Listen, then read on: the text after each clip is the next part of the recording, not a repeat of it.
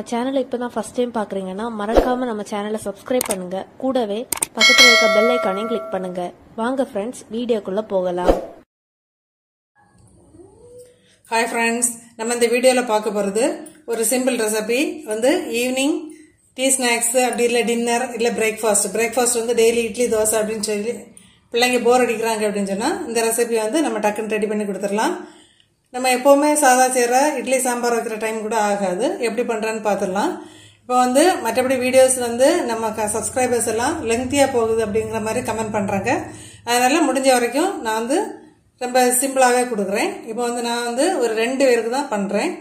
1 cup கோதுமை மாவு எடுத்துருக்கிறேன். இது இப்போ வேறு எதுவுமே சேர்க்கல. கொஞ்சம் உப்பு தண்ணி மட்டும் சேர்த்து சப்பாத்தி மாவு பதத்துக்கு நம்ம மிக்ஸ் பண்ணி எடுத்துடலாம். மிக்ஸ் பண்ணி எடுத்துட்டு பார்க்கலாம். இப்போ பாருங்க, மாவு சப்பாத்தி மாவு பதத்துக்கு நம்ம விரசி எடுத்தாச்சு. இந்த அளவு சாஃப்டா இருக்கட்டும். இனி இதுக்கு மேல ஒரு சொட்டு எண்ணெய் மட்டும் தடவி வச்சிடலாம். இப்போ பூரிக்கு பண்ற மாதிரி டைட்டா இல்லாம கொஞ்சம் லூஸாவே இருக்கட்டும்.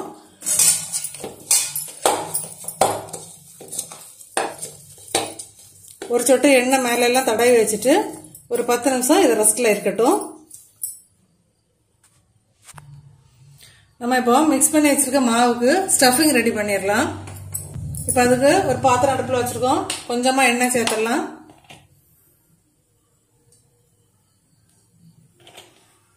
இப்போ வெஜிடபிள்ஸ் உங்க ஆப்ஷன் தான். எது வேணாலும் நீங்க பிள்ளைங்களுக்கு கொடுக்குற மாதிரி பச்சை பட்டாணி, கோஸ் எது வேணாலும் நீங்க சேர்த்துக்கலாம்.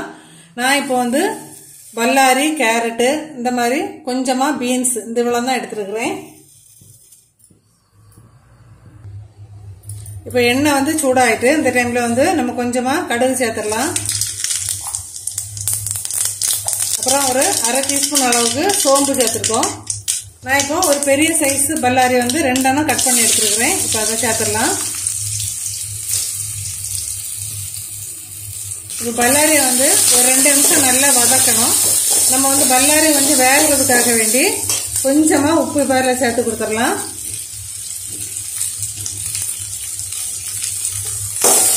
சேர்த்துட்டு ஒரு நிமிஷம் நல்லா வதங்கட்டும். அது வரைக்கும் வெயிட் பண்ணலாம். இப்போ பாருங்க, வெங்காயம் கொஞ்சமா கலர் சேஞ்ச் ஆயிட்டு இந்த டைம்ல நம்ம மீதி உள்ள காய் எல்லாமே இதெல்லாம் எடுத்து வச்சுக்கோமோ எல்லாம் சேர்த்துடலாம். நான் இப்போ பச்சை மிளகாய் கொஞ்சமா தான் சேர்க்கிறேன். ஒரு சின்ன பச்சை மிளகாய் எடுத்துருக்கிறேன். அப்புறமா ஒரு 2 பீன்ஸ், அதுவுமே சின்னதாக தான் கட் பண்ணி எடுத்துருக்கிறேன். நீங்க இது கூட கோஸ் சேர்த்துக்கலாம், அப்படி இல்லைன்னா பச்சை பட்டாணி இதெல்லாம் சேர்த்துக்கலாம். ரொம்ப நல்லா இருக்கும். அடுத்ததா துருவி வச்சிருந்த ஒரு கேரட், அதையும் சேர்த்துடலாம்.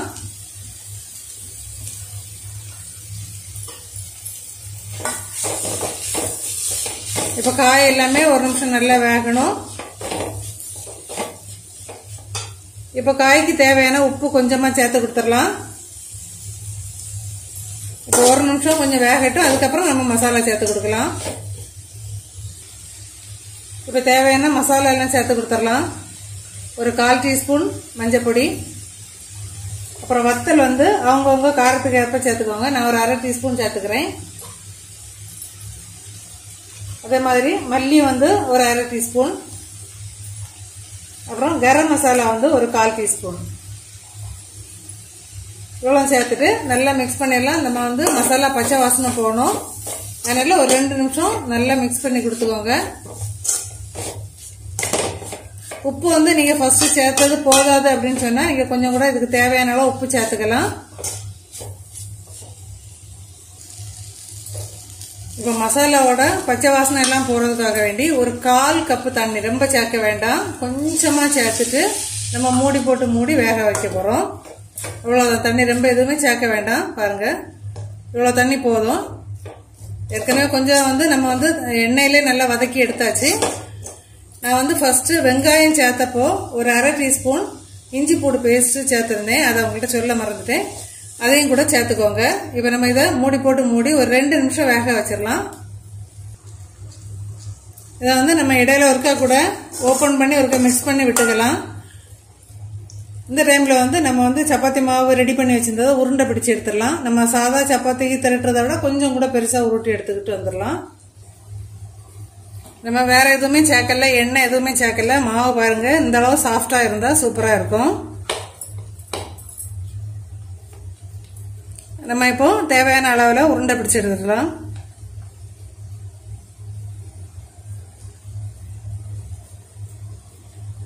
இந்த மாதிரி அவ்வளோ மாவை உருண்டை பிடிச்சிட்டு பார்க்கலாம்.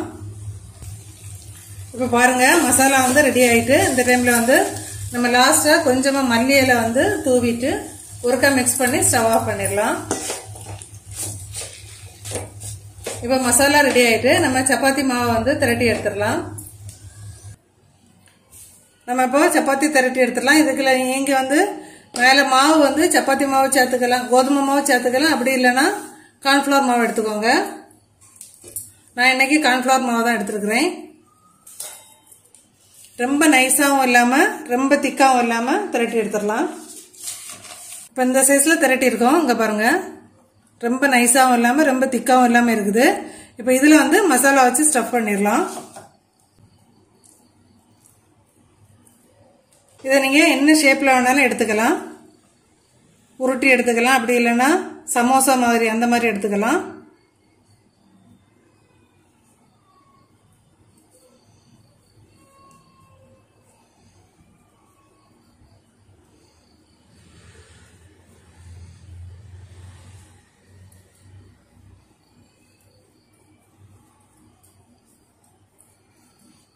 மேலே இதில் பதில் நிறைய மாவு வந்து எக்ஸஸா வந்து அப்படின்னு சொன்னா அதை வந்து எடுத்துக்கோங்க. எடுத்துட்டு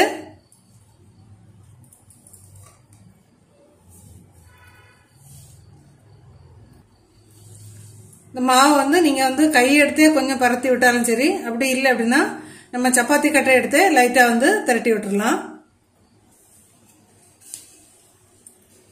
ரொம்ப வந்து அமுக்கி இது பண்ண வேண்டாம். ஏன் அப்படின்னு சொன்னா மசாலா வந்து வெளியே வந்துடக்கூடாது. லைட்டா வச்சுட்டு இந்த அளவு போதும்.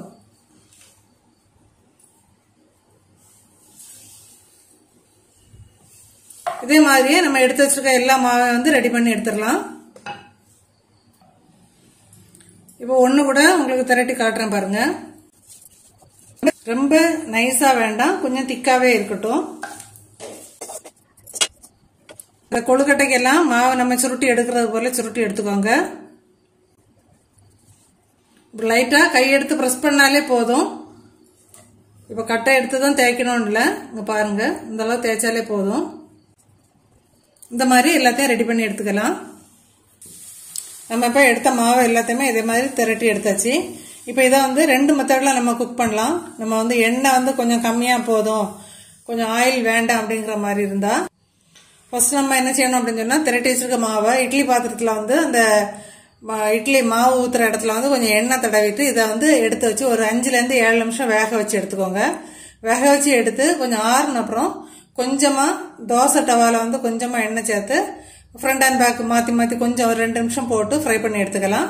அப்படி இல்லை அப்படின்னு சொன்னா நம்ம வந்து கொஞ்சம் கூட எண்ணெய் சேர்த்து இப்ப ஃப்ரை பண்ணி எடுத்துடலாம். இப்ப பிள்ளைங்களுக்கு எல்லாம் கொடுக்குற மாதிரினா இதை மாதிரியே பண்ணி எடுத்துக்கலாம். நம்ம எண்ணெய் கொஞ்சம் சூடாகட்டும். இப்ப இதுல நான் வந்து கொஞ்சமா கடுகு சேர்க்கிறேன்.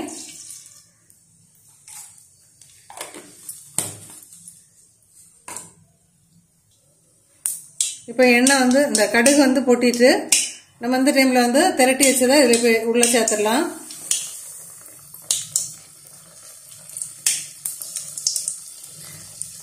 நம்ம வந்து உள்ள மாவு உள்ள மசாலா வந்து நமக்கு வந்து வேக வேண்டாம். ஏன்னா நம்ம வந்து நல்லது வேக வச்சுட்டோம். மேல் மாவு தான் வந்து நமக்கு வந்து ரோஸ்ட் ஆகணும். அதனால ஃப்ரண்ட் அண்ட் பேக் வந்து புரட்டி புரட்டி போட்டு கொஞ்சம் ப்ரௌன் கலர் ஆகிற வரைக்கும் பொரிய வைக்கலாம்.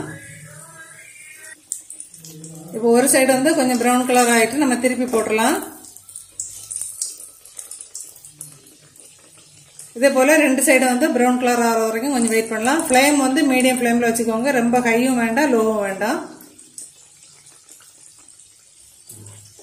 இதே மாதிரி நல்லா ப்ரௌன் கலர் ஆனப்புறம் எடுத்துடலாம். இப்ப ரெண்டு சைடு நல்லா பொரிஞ்சிட்டு இதே போல எல்லாத்தையும் பொரிச்சிட்டு பார்க்கலாம். இட்லி தோசைக்கு பதிலாக இதே மாதிரி பிள்ளைங்களுக்கு அடிக்கடி ட்ரை பண்ணி பாருங்க ஃப்ரெண்ட்ஸ். இதே அளவில் ட்ரை பண்ணி பாருங்க, சூப்பரா இருக்கும். இப்ப பாருங்க, நான் வந்து ஒன்னு வந்து இந்த ஷேப்ல போட்டிருக்கேன். இப்ப நான் அதை வந்து கட் பண்ணி உங்களுக்கு காட்டுறேன்.